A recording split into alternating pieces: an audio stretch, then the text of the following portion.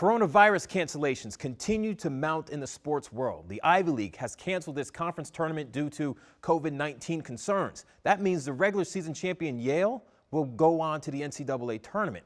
Ohio's governor, Mike DeWine, just requested for no spectators for indoor events in his state. The MAC tournament is set to resume in Cleveland on Thursday, and the NCAA tournament's first four starts next week Tuesday in Dayton, Ohio.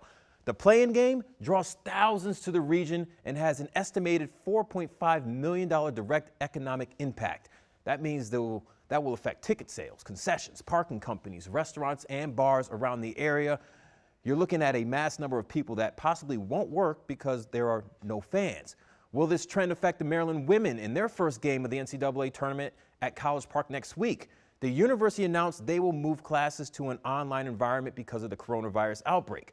The NCAA says they haven't been advised against holding sporting events. In the event circumstances change, they will make decisions accordingly. But I spoke with one NCAA official who told me everything is constantly changing and you don't want to be the one that didn't do enough.